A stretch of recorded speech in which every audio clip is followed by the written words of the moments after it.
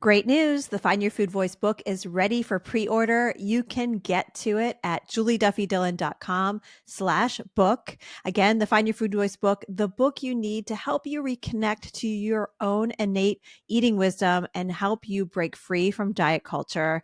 I have written this book for you and I'm so excited to bring it to you. Get to it at julieduffydillon.com/book. Welcome to episode 400 of the Find Your Food Voice podcast with Elyse Resch, the co-creator and co-author of Intuitive Eating. Let's get to it.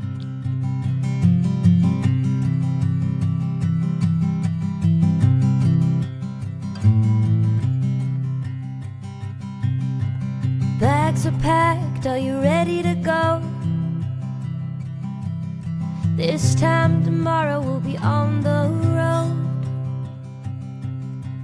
riding with you in the sunnier days. I wouldn't want it any other way. Hey, you're not bad for eating that. You're a successful human navigating a shame-filled blame game from all the dieting food rules. Welcome to the Find Your Food Voice podcast. I'm registered dietitian Julie Duffy Dillon, and here we weave together strategies giving you tools to defy diet culture, declare body liberation, and reclaim your peace. This isn't just for you, it's for all of us. Together, we can eliminate the need to diet, and we will.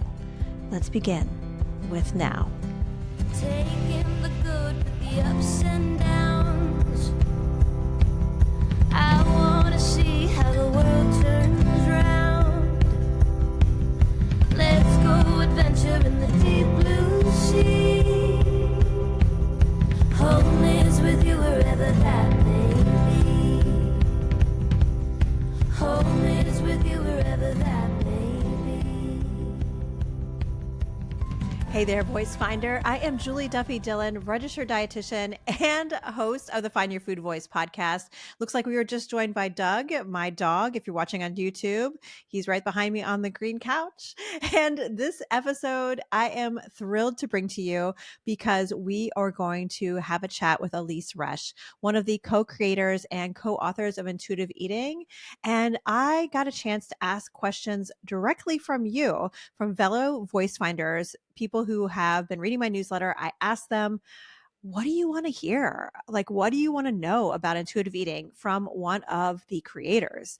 And so we get to unpack how intuitive eating can be also a tool while you are living with diabetes, PCOS, menopause, perimenopause. What about if you are not in a straight size body and you're on a higher weight body? What about you? How is intuitive eating different, if at all? And we ask many other questions, as well as get to hear some key pieces of the origin story that I had no idea about. I thought I knew all the things about how intuitive eating was built. And no, I learned a lot from this interview. And before we get to the interview, I want to also mention that this interview was just days after the Los Angeles fires were starting. And Elyse lives in Southern California. So you will hear in the beginning of the episode, beginning of the interview rather, just a few mentions about the fire. So take care of yourself if that's something you need to skip. It's just in the beginning, but we wanted to make sure we talked about it. And the whole Find Your Food Voice team, we are thinking about everyone that is experiencing things like these fires or weather or just having a tough time as 2025 is beginning. We are reaching out in support. This is a time where community is even more important. So know that we are rooting for you. All right, we're going to get to my episode with Elyse after just a few announcements, kind of housekeeping. And the first one is, like I mentioned at the top of the show, the Find Your Food Voice book is in pre-order. Oh, so exciting for me. And I am ready for you to read this thing. I've been working for many years to birth this book, and it will be out in March. But again, it's ready for pre-order. You can get to it at julieduffydillon.com/book. It's a perfect book if you've read Intuitive Eating or another book that's similar and are just wanting some more practical tools to help you to reconnect with your own internal wisdom to eat outside of diet culture. With that all being said, I'm also mapping out 2025 and beyond's content calendar. So we have a survey to find out what you want to like hear about, what you want to read about. We are in development, like I said, on new tools and products. So by taking the survey, it helps me and the team really build what you need. So get to the survey at julieduffydillon.com/survey, and there will be a lucky winner who wins a DoorDash gift card. So it might as well be you, right? So let's make sure you get to it. So get to it at julieduffydillon.com/survey. And we thank you in advance for taking these 1 to 2 minutes out of your life to be able to help us to build a better podcast, newsletter, and products to help you to stay as far away from as possible away from diet culture. All right, that's all the announcements. And we're going to get to my interview with Elise Resch after a very quick ad break. Hey there, Elise. Thanks for coming on the show. Hi, Julie. I'm so happy to be here.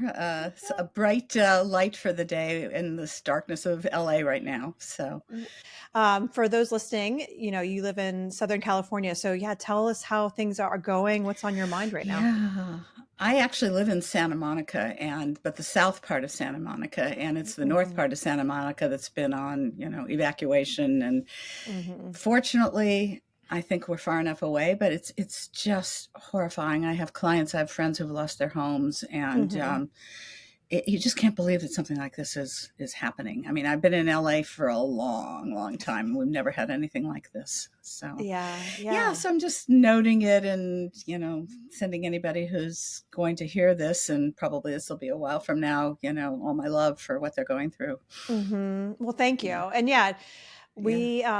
I just sent an email out today, and that's basically what I was thinking. I'm like, I've just been thinking about this, and I hope people are knowing how many people are thinking over on the East Coast and everywhere in between, that we want you to know that we support you. And yeah, it just sounds really, really hard. And I also think about, I know we're here to talk about intuitive eating, but like when times are hard, I know food can be really hard and confusing, especially in January when everyone's like, I got to make sure that I like stick to whatever resolution I have. And I hope people are experiencing some flexibility, especially now, Well, I think an important part of intuitive eating that people don't understand is that food can be comfort.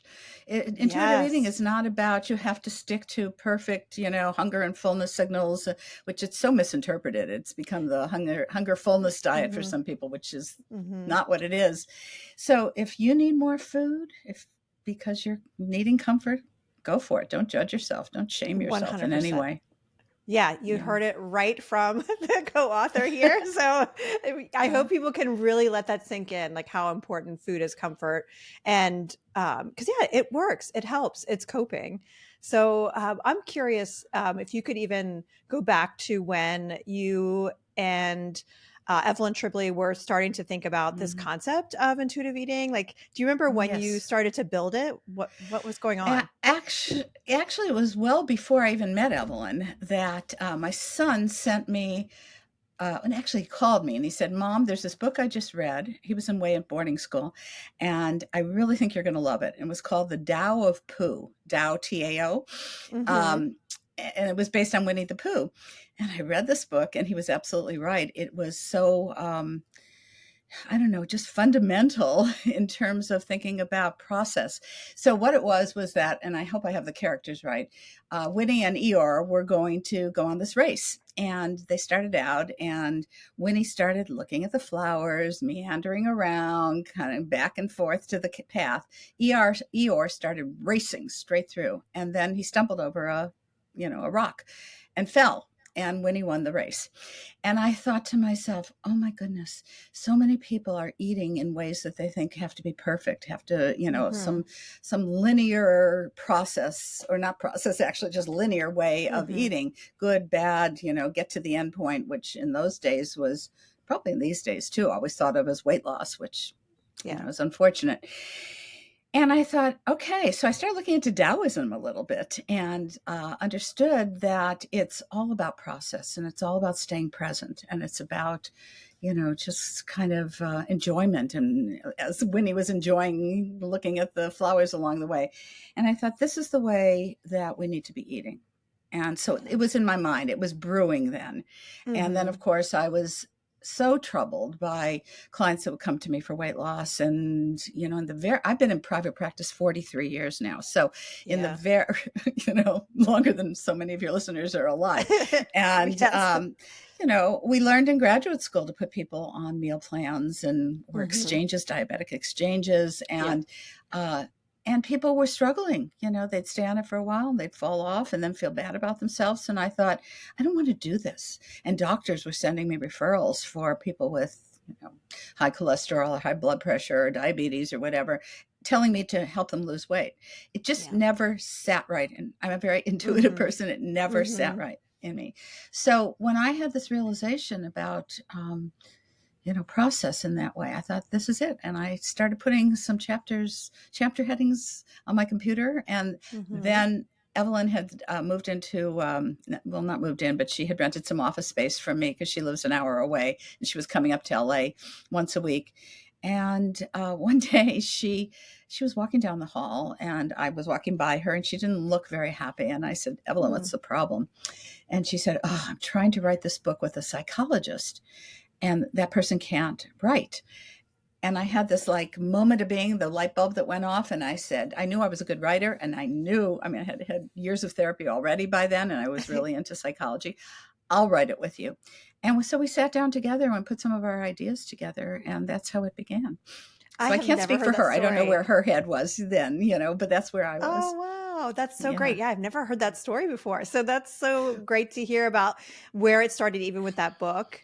And Yeah. yeah, intuitive eating work does remind me so much of my work that I've done in therapy to like stay present. So it's great to hear that it's connected to that and it's like original form too. So Well, lovely. yeah, and another like a psychological piece, and I may talk about it later too, is the most important piece of intuitive eating is autonomy, honoring Hmm. autonomy. Hmm. And that's something that, when you're in therapy and you realize that you spent your life following rules that maybe your parents have put out for you or too afraid to Yeah. break them or whatever.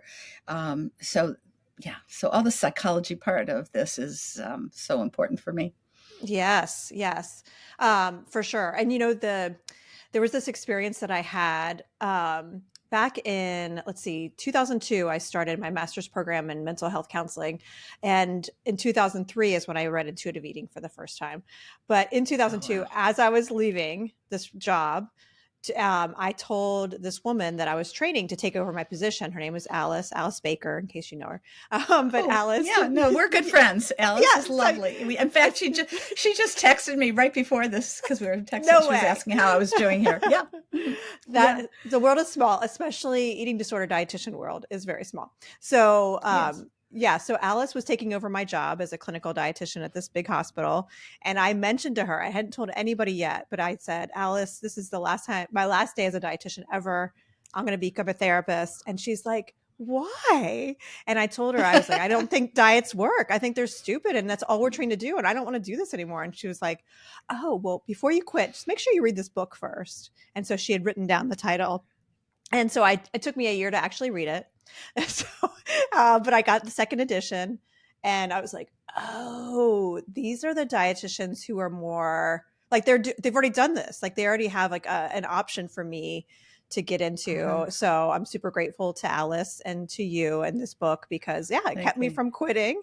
Uh, I very much pivoted back and I was like, nope, I'm going to stay a dietitian now because I have an option. That's so So great. Actually, I have a good friend who was my associate for years. She was my assistant when she was in college, and then she became my mhm. associate. And we had the same experience. We went out to dinner one night. She said, I can't do this anymore. I'm quitting. I hate it. And I explained, this was many years ago, and I explained Mhm. intuitive eating to her, and she said, oh, there's another way. And she continued working in this, realm for many Mhm. years. So it has, yeah, it's not only saving people out there who Mhm. are, experiencing such diet culture misery, but it's Mhm. professionals too who are changing their career. So did you go to Yeah. graduate? Are you a therapist Mhm. also? So So I you're finished both? the training. So I'm not licensed as a therapist. I'm just trained as one and got all the supervision and Okay. everything. I wanted in the end I was like I wanted to be a better dietitian. And so Right. now I can do that. I'm curious too because I know that the additions over the years have continued to develop intuitive eating. Is there something that you would say is like what have been the biggest changes with all the additions? Oh, absolutely. I think that the first book came out 30 years ago in Mm-hmm. 1995. Mm-hmm. And although we were very careful to say this was not about weight loss, there was Mm-hmm. some focus on weight. It was something Mm-hmm. like find your natural weight, which Yeah. we have to give a lot of grace to change. Mm-hmm. I Exactly. mean, if we don't change after we've learned some things, then, we're in trouble. Yeah. So Yeah. it was never about weight loss, but there was a narrative that went around that people started thinking, they were thinking about weight. So that's been Mm-hmm. gone for a long time. We keep Yeah. revising Yeah. the book. In fact, I may not have told you this. We are going to start writing the fifth edition in May. So Oh, we're about to wow. sign a contract with St. Martin's. They want to publish Okay. another edition. So it's evolving Excellent. all of the time. So, I'm so that's glad. a I'm big so piece glad. of it. Um, the awareness of oppression in the world, there's so Mm-hmm. many Mm-hmm. marginalized identities, and so many people ignore the fact that there is an equal amount of stress and oppression for people in larger Mm-hmm. bodies, Mm-hmm. as there is in, not discounting any of the other oppressions in the world. So Mm-hmm. we're really Mm-hmm. taking a big social justice leap with it as well, Mm-hmm. and Yeah. helping people become aware of that and see that we're all connected. And so the more that people focus on weight as, a measure of somebody's worth, Yeah. the more that people are going to be hurt. So, so much of this is about, you know, helping people become aware of that and take a look at it and take a look at their own internalized fat phobia there and how they Mm-hmm. project outward and all of that. So there's a lot of that in the book. Also, you read the second edition, so to begin I read with. the second and the fourth. So some of the Okay, things well, you're good. naming, I saw those changes for sure. Yeah. Yeah, and the second edition was really a replication of the first edition with just a chapter on eating disorders that I wrote, because I've been working with Mm-hmm. eating disorders from even I think right after I was registered. I've been working with eating disorders, so Mm-hmm. that got included and has evolved. And I'm going to rewrite that chapter in the new fifth edition because I have some more thoughts about it that are evolving. Mm-hmm. Yeah. And I also wrote in the third edition. I think it was the third. I get lost on the third edition. I wrote a chapter on feeding kids, children Okay. and teens as intuitive Mm-hmm. eaters, and that I'm going to rewrite as well because it's always Okay. evolving.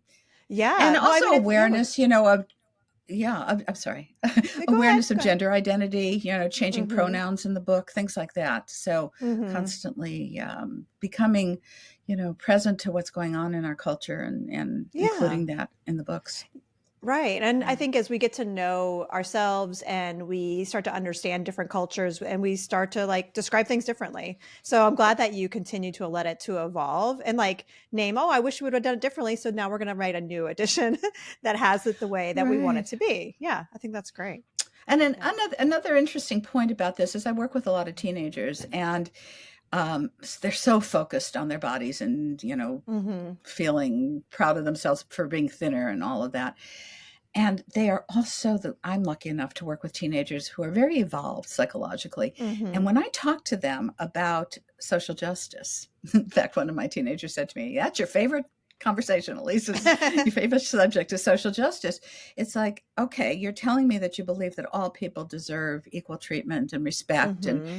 And yet you're saying that it's not okay unless you're a smaller body. What is that saying, to people in Yeah. larger Yeah. bodies? And there's a light bulb that goes off for them sometimes where I'm not saying they immediately drop their, pursuit, but they start Mm-hmm. thinking about it in a different way. So, Yeah. Yeah. That's something I have two, one almost teen and another teenager at home myself. And so, yeah, that's, wow. I sometimes I think about, am I laying it on in a way that maybe is too fast? But, yeah, whenever my kids bring up bodies, body image, body concerns, I'm straight to the point. I'm like, how this is connected to oppressive systems. And Yes. they do roll their eyes, but I'm hoping it gets to the point where it helps them to register of oh yeah, they're in a period of idealism. So let's meet them where they are and talk about these oppressive systems. Yeah. And how it relates to their And the eating. job of a teenager is to, reject anything that a parent says. Yeah. However, they do absorb it, and eventually Yeah. they come around. So eye rolls and all, it'll get in. Well, so Yes, something it will. else we talked about at the very beginning eating, and I was like, "Ooh, I'm holding on to this one, Elise," because you mentioned the hunger fullness diet. Like how many people talk about intuitive eating. It kind of Right. makes us think about hunger and fullness as really the only ways to guide eating. And so I wanted to ask Hmm. you what you wish everyone knew about intuitive eating, or maybe some things that are often missed. Yeah, so tell us more about that. Well, that's actually one of my favorite questions because I Hmm. think many people don't truly understand what intuitive eating is. And I'll tell you a little story. Back when we were beginning to write the third edition, which you haven't read, you don't need to go Yeah. backwards and wait for the fifth edition. Um, I went to a conference. I won't name names. There was a gentleman who was giving a talk on intuitive eating, and I had contacted him, oh gosh, months before because I was going to the conference, and I said, I noticed that you're giving a talk on intuitive eating, and I'm one of the co-authors. And he wrote back, he said, oh yeah, it's going to be a great talk. If you're going to be there, please come.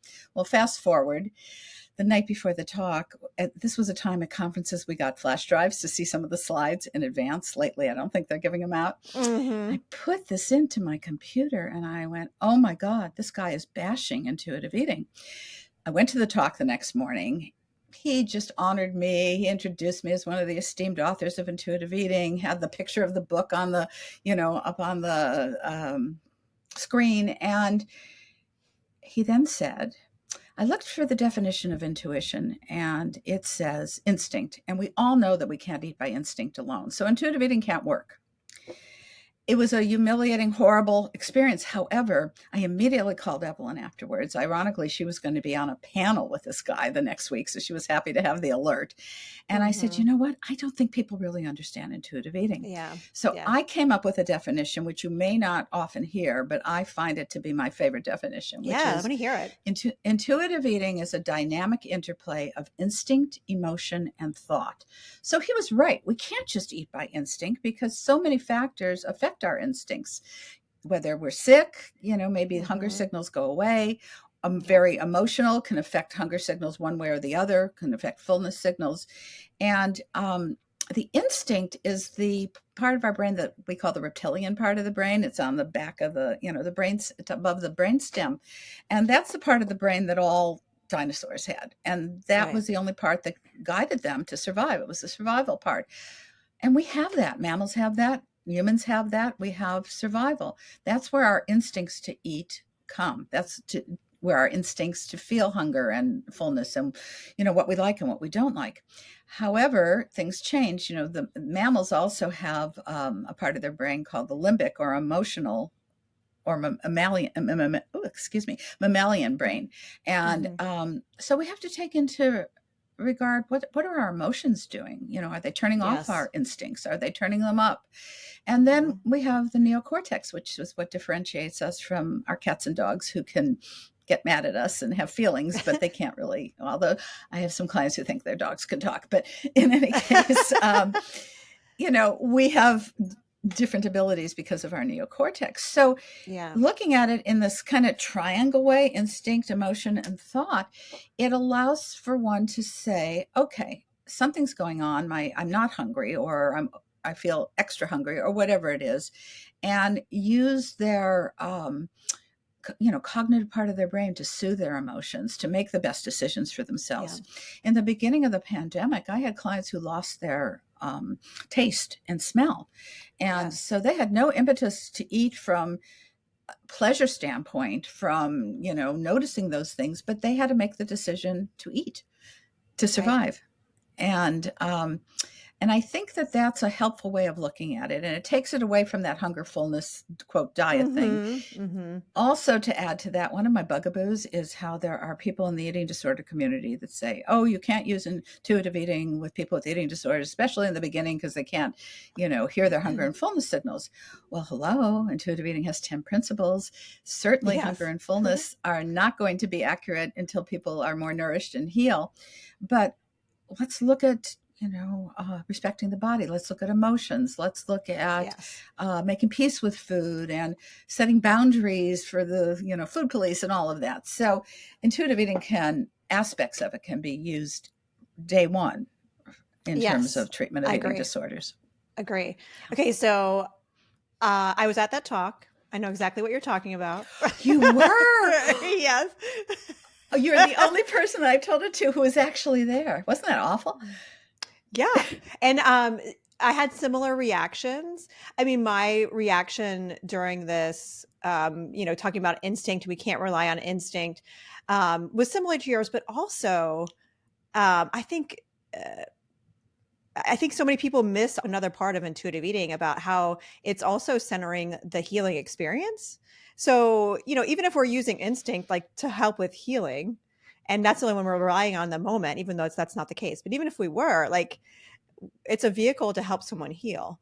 And I think especially in eating disorder recovery, I want to prioritize that over all these other things because that's Correct. what's keeping them alive. And that's my priority. So that was something else that I was really, I don't know. I mean, it's nice to hear different kind of constructive criticism, but also like, oh, we're also missing this other part of it, that this is something that helps with healing. And yeah, it did also cater to the kind of popular belief in my opinion, of like that hunger fullness side of intuitive eating. I'm like, it's Yeah. missing all these other things. So yeah, it's good to hear your your, Well, your thank you. response to Yeah, it. thank you for that, for your thoughts on that. And it makes me feel really good that, somebody else experienced a little bit Yeah, of we the all. I ick remember with that. everyone's jaw was on the floor Yeah. with that one, but yeah, it was a very interesting experience. So something I want to turn to now is Yes. I sent an email out to my Voice Finder newsletter, and I had 4 people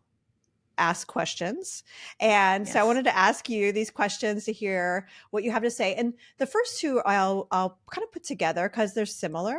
And one is about diabetes, and the other one is about PCOS and Hmm. menopause. So let me ask you the first one. So Janice asked, I have type 2 diabetes. Must I always watch my carbs? Any suggestions? How can I eat intuitively with type 2 diabetes?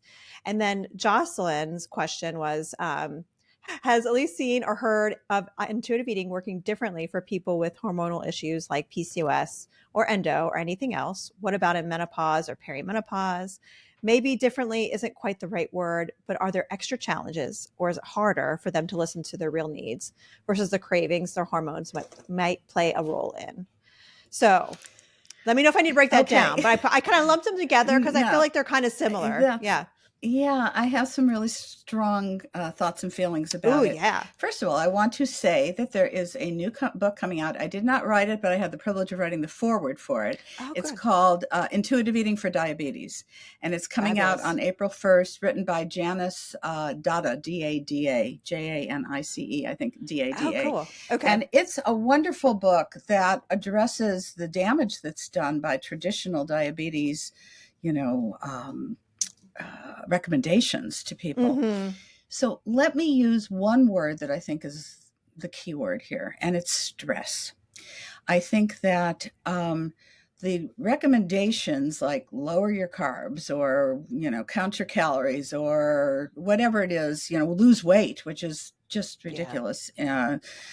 Any medical professional that tells someone to lose weight is actually, it's against the Hippocratic Oath as far as I'm concerned, since Right. we know that there is no way to intentionally lose weight that is sustainable. In any Mm-hmm. case, what happens to people, especially when they're newly diagnosed with diabetes, is they start to panic and they feel shame. They feel terrible about themselves. They think they brought it upon themselves because, they weren't eating correctly, or they had too much sugar, or their weight wasn't right. And what ends up happening is it increases their levels of stress, thinking Yeah. that they've got to do everything perfectly. And we know that stress raises cortisol levels. We Right. know that it's going to lower insulin levels. And so there's going to be, less insulin to bring sugar into the bloodstream. I mean, bring sugar into the cells. So the sugar is all in the bloodstream, and it raises, Mm-hmm. it's going to raise blood glucose levels. So with intuitive eating, you recognize that listening to your body is going to help you feel the best, having joy and satisfaction in eating enough food, having sufficient amounts of food, having some balance in meals, eating regularly throughout the day is going to help manage blood glucose levels. And there have been, I remember reading studies many years ago about how utilizing intuitive eating principles, because remember, it's been around for 30 years, has increased blood glucose, regularity. And in fact, there are a couple of them recently that have shown that intuitive eating helps manage blood glucose levels, and it can decrease blood pressure. I can't remember the specifics, but and increase satisfaction. So I think that listening to the idea that you should lower your carbs is absolutely wrong. We need carbohydrates. It's also with PCOS. I mean, so many, medical people are saying, oh no, get rid of your carbs. They don't understand that if you're not taking in sufficient amount of carbohydrate, what are you doing? I call it self-cannibalization. You start using up your own stores that can last you, your glycogen stores that can last you maybe a few hours. And then what? Then you're breaking down muscle tissue to convert it to glucose. So we need our carbohydrates. We need it with diabetes. We need it with, we all need it no matter what our condition is. Yeah, exactly. So I think if you think of it as, oh my goodness, if I'm going to try to follow some rigid guideline, it's going to increase my stress and it's going to make my diabetes management worse. So, and I would say that, for any of these medical conditions, I think that when I said we can listen to our bodies, I mean, a person's not going to feel very good if they wait 8 hours to eat, as their blood glucose is dropping. If their blood glucose is high because they haven't been eating regularly, moving their bodies in a joyous way, they're going to feel it. And so intuitive eating is really the actually most efficient and best way to deal with type 2 diabetes. Even type 1, I had a client so many years ago, we would go to lunch and she would look at the menu and just think about what she really felt like eating. She would count her carbs because in type 1 you had, at that time before there were insulin pumps, and you had to know how many carb grams you were taking to know how much insulin to take. And then she would inject the insulin to match the amount of carbs. And it was about thinking about what would be pleasurable, thinking about what her body needed, what she felt like eating. So I guess the big answer is no, you do not need to restrict your carbohydrates. It's going to be detrimental to you. And in terms of people with, you were saying something about, I think, perimenopause or postmenopause or any of those. Yeah, but I think any of those, yeah. And one of the things I want to say is that we seem to think that we can control our body's size, shape throughout our lives. Guess what? Our bodies are going to do what they're meant to do throughout our lives, whether it has to do with puberty or menarche or menopause or not, or age. Bodies change. And so much of, I remember so many people coming to me saying, oh my God, I'm going through menopause and, what's happening to my body? I've gained weight. My clothes don't fit. I haven't changed anything that I've eaten. And I think the focus has to be on radical acceptance. It has to be on the fact that, we just need to have wonderful self-compassion, self-care, enjoyment, satisfying meals, and find ways to see that we aren't the size of our bodies. Our worth is not based on the size, shape of our bodies. So much of diabetes, by the way, PCOS, body size, it's genetically programmed. So much of it. Yes. And then there's so much stress. The other thing I wanted to say about, about diabetes and the idea of weight loss, which is so counterintuitive, actually, is that so many people do try to lose weight. And then, of course, they fail, quote unquote. The diet fails them. They don't fail. But then they gain the weight back and more. And then there's this weight cycling. And there's definite research to show that weight cycling, whether you gain more or you just gain it back, actually increases, it's pro-inflammatory, increases your risks of cardiovascular events and diabetes. So we've got a very backwards, mixed up Mm-hmm. a message coming from many people in the medical community. And they were very weight Yes. centric. And yeah. Yeah. So I don't It's know if that really, answered your question. it does. I'm glad that you mentioned that research because it's something that I talk to a lot of people with PCOS about is how, we have some short term research, especially with PCOS. There's lots of short term, like 6-week to 12-week long research that, looks at calorie counting, cutting carbs, cutting sugar, intermittent fasting, keto. Like they have all of them and they show these like amazing, sparkly things. But then when we look at longer term research in PCOS, well, no, we don't have any because, the funding's not for that. But when we look at the general population, yeah, like these diets seem to raise blood sugar, raise blood pressure, raise inflammation, Correct. which is just the things that with PCOS, you want to find ways to lower insulin and lower inflammation because that's the cause of the symptoms. So dieting may in the short term help, but in the long term, it's just going to make it worse. So it's a hard sell because the world around it is telling it different, but eventually I think so many people get there. Yeah, it's a hard sell, but I think if you put in the concept of stress and what stress does to the body and how stressful it is to try to follow something that most people are not going to be able to follow. In fact, the few that do typically have disordered eating or eating disorders. Yes. They're not well. I think it helps people look at it. You also want to be looking at social determinants of health and all the other factors in a person's life. God, thinking about what's going on here in LA, there's no safety, security in the areas that are burning down. And so why put something into our lives that's going to increase our stress? Yeah. And that's what dieting we're all is told going to do. Yeah. And we're all told, lower your stress, meditate, look at the flowers. But okay, yes, those are all great. And I'm not disputing that. But how about just not creating situations where you're increasing your stress because you're trying to follow something that's not sustainable? That's probably not going to work and make it worse. Yeah. I'm so glad that you mentioned all of that. Thank you. Well, let's move on to Lori's question. So Lori asks, were people of size consulted when intuitive eating was created? And as it has evolved since both authors are not people of size, there are many reasons that people of size struggle and will always struggle with the intuitive eating concept, such as social norms, health concerns, family reasons, and so on. So what do you say? Well, that's a 2-part question or maybe a 20-part question, but let me start with the fact. When we talk about the evolution of intuitive eating, in the early days, we're not, if you want to use the word woke, we were just not woke enough to think about that. But in the newest edition of the workbook, which I'll tell you about later, we had 4 different people in different marginalized identities do sensitivity reading on the book. Okay. So that we were getting in opinions, in this case, talking about people in larger bodies that could look at what we were writing and see if we were missing it in any way. Look, none of us can control certain things about ourselves. And in fact, as we were saying before, weight is genetically programmed, typically, not that things can't affect it, of course.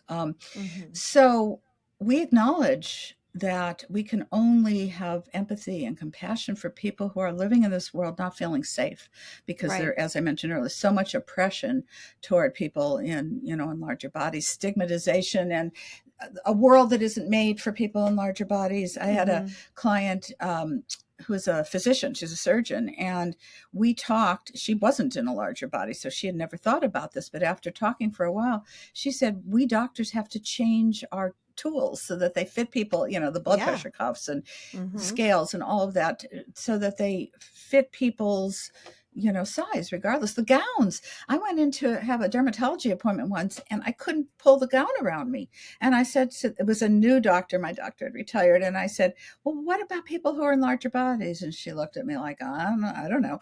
I didn't go back to her. I found somebody else. But we live in a very unsafe world for people who have a marginalized identity, which includes, being in a larger body. So, it's, yes, I acknowledge I have had thin privilege my entire life. And it's a gift to not be oppressed in that way. I have other marginalized identities for which I have been oppressed, but not, not that. And so, that was the first part of the question. Yes, we are starting to become far more aware of having others who have those experiences give us feedback. The other part, the fact that you said that they're having difficulty, that people in larger bodies may have difficulty with intuitive eating. And I would hope that they would look at intuitive eating as something that's going to reduce their difficulties. That's going to, difficulties maybe because they realize intuitive eating is not about weight loss. And they're maybe still focused on, I've got to change my body, I've got to lose weight. And so I don't want to do this intuitive eating thing because it's not going to help me lose weight. Maybe that's what was implied in that. I don't know. Yeah. But the other aspects of intuitive eating in terms of enjoying food, feeding yourself enough, what I said in the beginning, allowing for comfort with food, finding communities that embrace intuitive eating and health at every size as a way to include intuitive eating rather than think it's a detriment to them. I'm not. I would love to speak to that person and understand, what was behind that question. Yeah, I'm looking at it right now, and I think filling in some spaces within the question, what I think it's talking about is that just that experience of rejecting diets and being that different person, having to reject diets when everyone around you is not, how that will be different for someone in a thinner body versus someone in a higher weight body or another type of marginalized identity. Which, I mean, I think you spoke a little bit about that in the beginning. Yeah, it's going to be a different experience. It's going to be harder because of the systems. And, but yeah, would you add anything onto that, or am I? Well, what I just said about communities, it's like, if you are on social media, do not follow people that are encouraging, weight loss or diets or anything like that. There are many one of my favorite people to follow is Regan Chastain, who puts out such incredible information, and for people, for all people, but, especially for people in larger bodies to learn about following people that are feeding you, positive information rather than all this negative stuff, getting out of it and acknowledging, we all want to be included. And so if they're rejecting diets because they really believe now that diets don't work and they want to become intuitive eaters, yes, you may lose some buddies who have been, been dieting with, but you're gaining such, reduced stress and negativity and gaining increased, pleasure and satisfaction and again, radical acceptance, but, or liberation. The word I really like to use is body liberation in that we stop thinking that we are defined by our bodies. We, our body sizes and doing all that work, that body image work of, looking at everything that makes a person who they are. And it's not simply the size of their body. Yeah. It reminds me of almost like an existential kind of experience of like, there's freedom and there's so much wonderful things that come from freedom, but then also that's scary at the same time. So there's a duality to it. So we need to wrap up. Of course, this went longer than I was thinking, but we had so much to say. But I want you to tell us about the second edition of the workbook, the Intuitive Eating Workbook. Tell us about when. I know you said it's out, right? It came out on January 2nd. Happy New Year. Sees any video of it, this is what it looks like. And It has 2 new chapters, one on social justice and one on incorporating intuitive eating into eating disorder treatment. And of course, all the way along the way, we edited and updated. And so there's changes, especially in the gentle nutrition chapter. There's a few changes. Wow. Okay. Yeah. Nice. Okay. So buy the book and you'll read about it. That's exactly what I was thinking. I'm like, I need to see what you guys are doing with that. Okay. And then the other thing I wanted to ask you about, I'm dying to know about, and I don't know if the listener knows yet, but there is an intuitive eating app that's happening. Can you tell me what this is? Yes. This is so exciting. It's going to be called, or it is called already, Savvy, SAVVY, intuitive eating. Savvy, the one who knows kind of thing. And I've been working on it with this incredibly wonderful co-creator who's in the business world and understands technology. So she's working with developers and I'm doing much more of the content. We've been working on it for a year. We hope to be in a soft launch in March. And the purpose purpose of the app is for more accessibility to intuitive eating for people out there in the world. Not everybody is going to find the book or be able to work with a counselor, and especially younger people who spend so much time on their phones. Right. And they're getting so much diet culture content on their phones that we want to have a different place for them to go. It's going to have, lessons and exercises to learn about intuitive eating, but mostly to dig deeply into their own psychology and look at their thoughts and their feelings and, the disadvantages that have come to them from being in diet culture and what intuitive eating will offer to them. So, it's super exciting, super exciting. And I can't wait. I think the main thing is the accessibility. So more people can get involved with intuitive eating. But you're right. Like having it on your phone, that's the way to go. Like even doing things like this over, Zoom or like on video, like that's just too much. We need to keep it on our phone. So that's great. Exactly. And especially for the young people who, they're just being so brainwashed. For some of them, teenagers, young adults, where they're not, executive functioning is not fully developed, to get different input, rather than just the diet culture input. So yeah, exactly. I love it. Well, if someone wants to know more about you, besides picking up this workbook, where can they find out more information about you?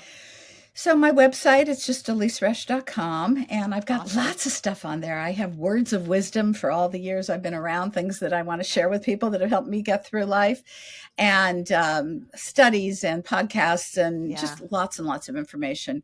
I am on Instagram, only I don't really know how to work it other than put things on people's stories. So that's Elise Resch, at Elise Resch. Someday, I keep getting people saying, let me teach you how to do more than that.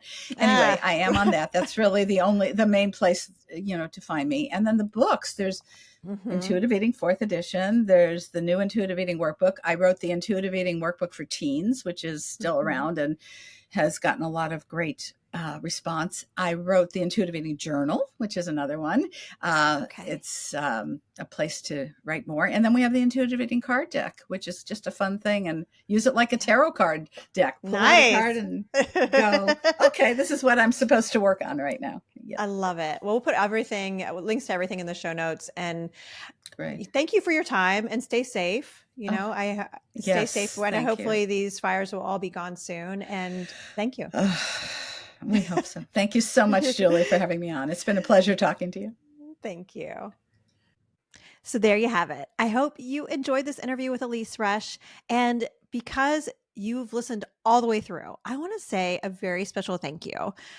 Again, this is the 400th episode. I didn't think I was going to get to 100. So this is pretty amazing that this is a 400th episode. And I just want to say thank you for listening. Whether you've listened since the beginning or this is your very first episode, I appreciate you so, so much. I love podcasting and writing. I hope that this is something that I can continue to do, because seeing clients one-on-one is just not something I'm able to do anymore. And this is something that I'm able to do living with my chronic illness. And it makes me so energized. So thank you for allowing me to be in your ears. Thank you for trusting me and my team. And we look forward to the next 100 episodes, 200, 300, 400, whatever. We've been around for 9 years now. What's another 9, right? So again, thank you for trusting us as you're navigating the diet industry.